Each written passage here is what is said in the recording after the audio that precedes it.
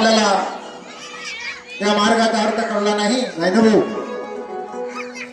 म्हणून बाबा जुगदेवजी आपल्याला सांगून गेले. बाबा आज आपल्यामध्ये नाही पण बाबाची कीर्ती जगभरामध्ये आहे. खरं त्या जगाच्या पाठीवर या संपूर्ण जगामध्ये बाबाची कीर्ती आहे. हो हो, कारण बाबा अमर झाले दादा. म्हणून बाबा जर नसते तर आपलं काय झालं असतं काय खरं नव्हतं दादा. म्हणून काय म्हणताय पहा सांगा.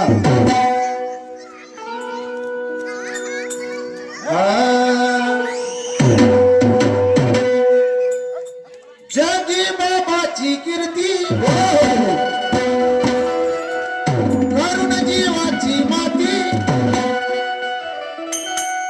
जगी बाबाची कीर्ती करुण जीवाची माती. जगात सेवेसाठी झाला तयार. ओ आहे बाबा, ओ आहे बाबा म्हणून झाला जगी.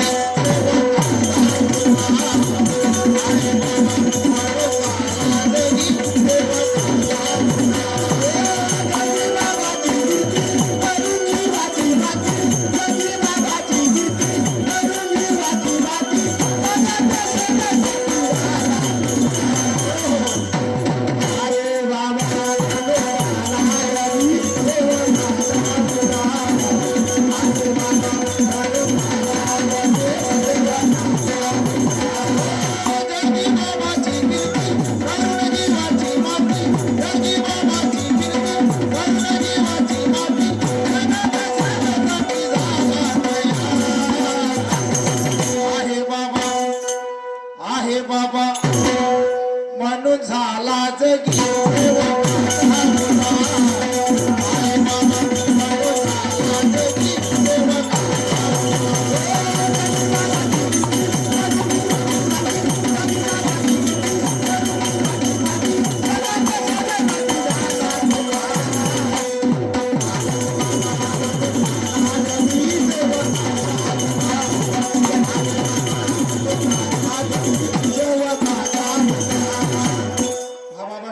कलियुगामध्ये आले म्हणून आपल्या सेवकाचा उद्धार झाला.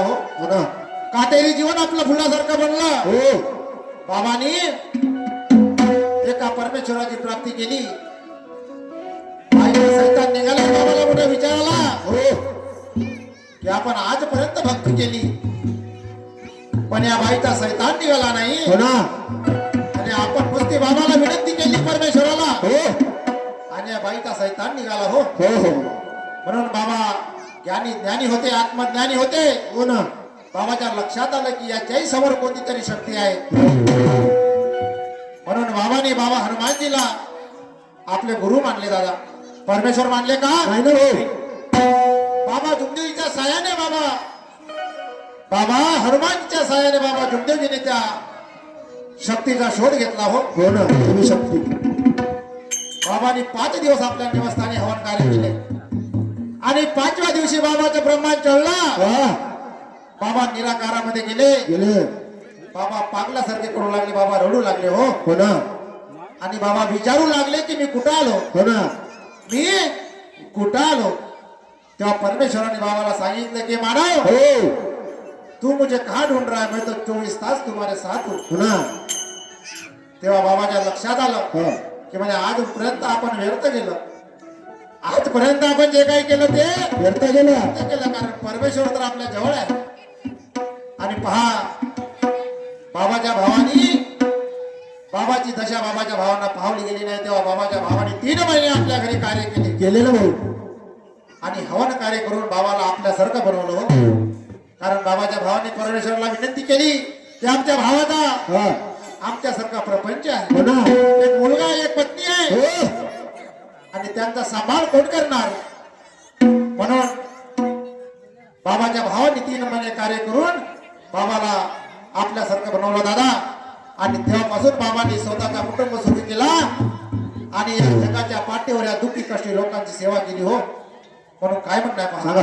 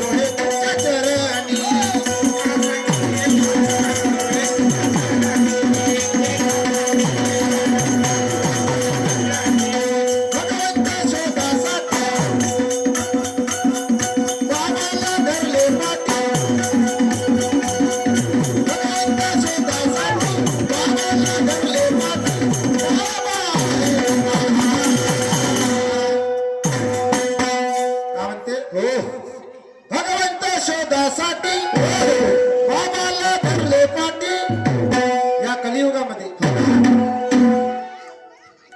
बाबा जुमदेवजी आहे महान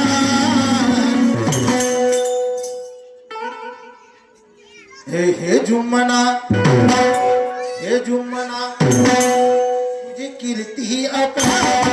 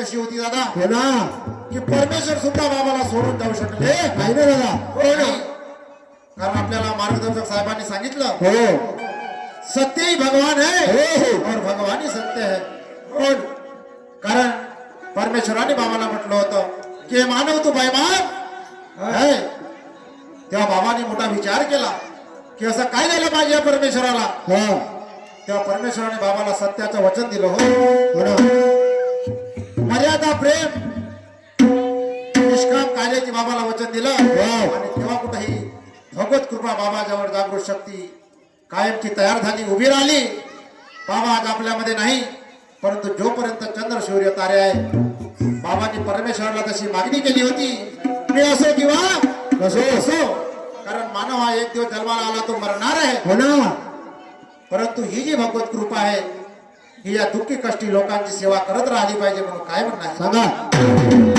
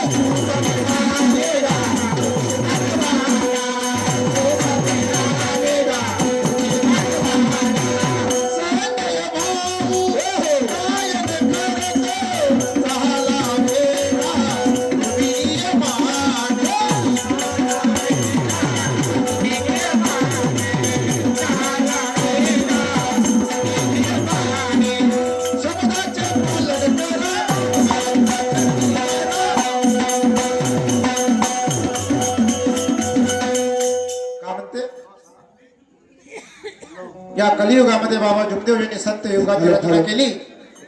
हॅलो हॅलो.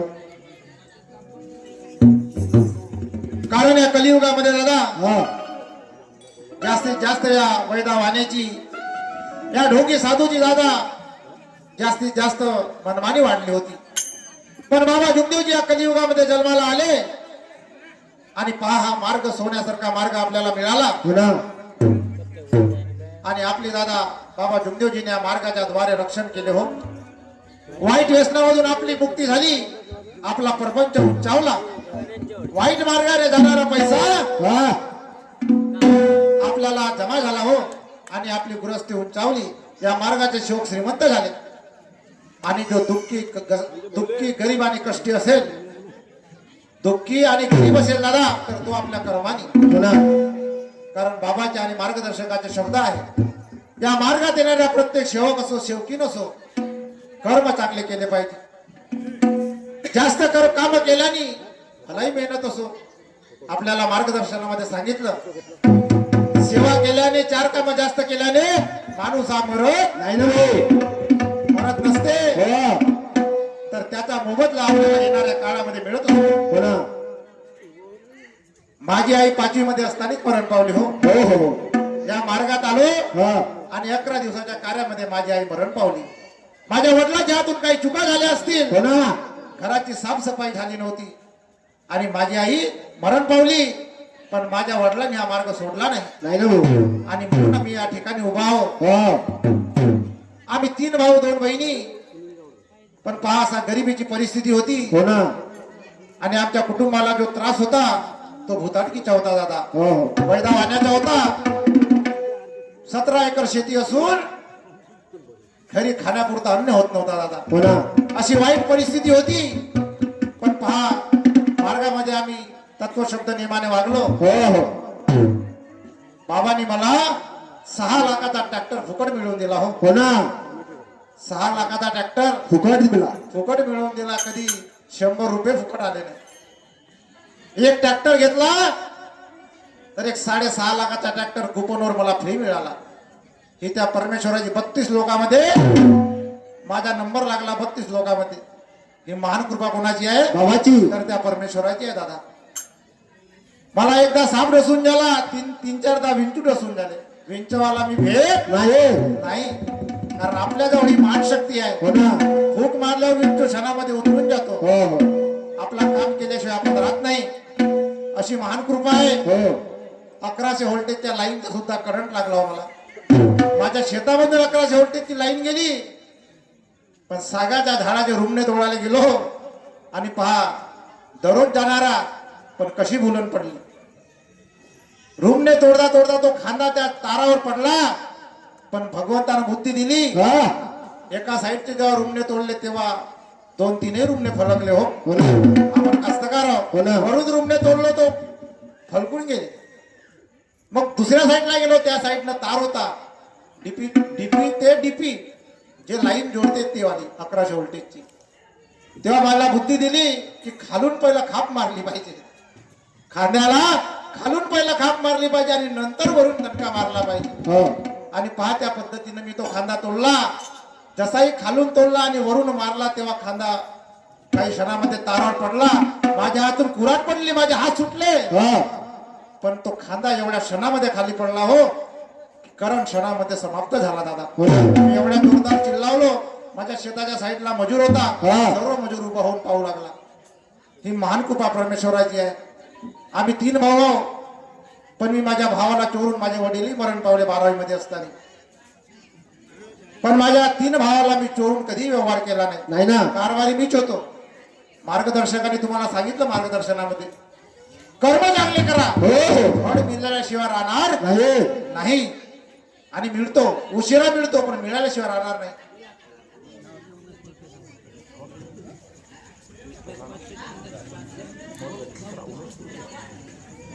राजन दादा मोडगरे बाबाचे सेवक आणि उमेश दादा पुडके बाबांचे सेवक यांच्याकडून आमच्या भजनमेळा 150 रुपयाची भेट आली. बाबाचा आशीर्वाद आणि भजनमेळाकडून नमस्कार. ते 50 रुपये सुद्धा दादा एका सेवकाने देऊन गेले. त्या सेवकांना सुद्धा बाबाचा आशीर्वाद. बाबाचे सेवक पुरुषोत्तम दादा पंचबुधे यांच्याकडे 50 रुपयाची भेट माझ्या मंडळाला आली. त्यांना सुद्धा बाबाच्या आशीर्वादाने माझ्या भजन मंडळाकडून नमस्कार. हे निष्काम कार्य आहे दादा. हो हा जो तुमचा गोळा होणारा पैसा आहे हो हे आम्ही कमीत कमी आमच्या गावामध्ये 20 लाखापर्यंत काम केला. पुन्हा 6000 स्क्वेअर फूट जागेमध्ये एक बाबाची इमारत बनवली.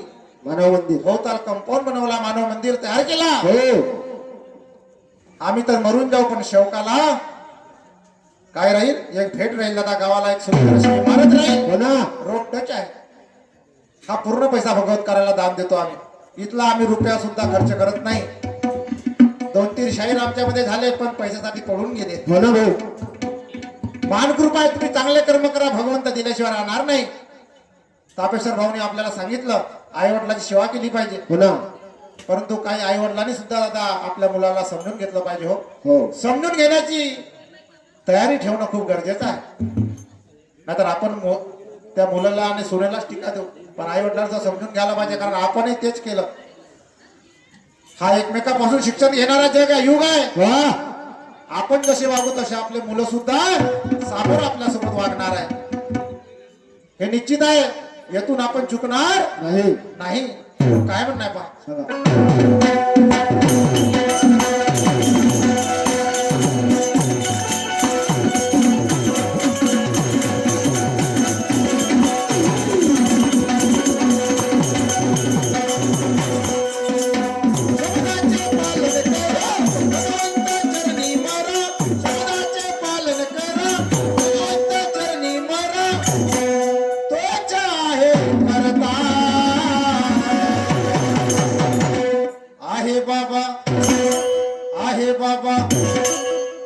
आहे बाबा म्हणून झाला जगी सेवका. आहे बाबा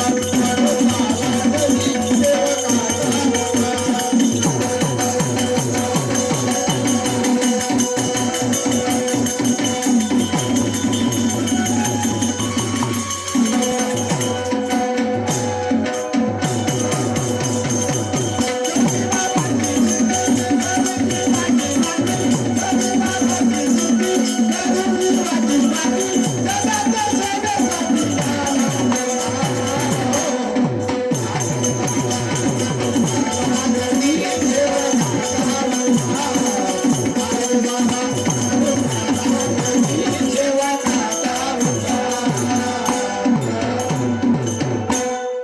भगवान बाबा हनुमान जी की जय.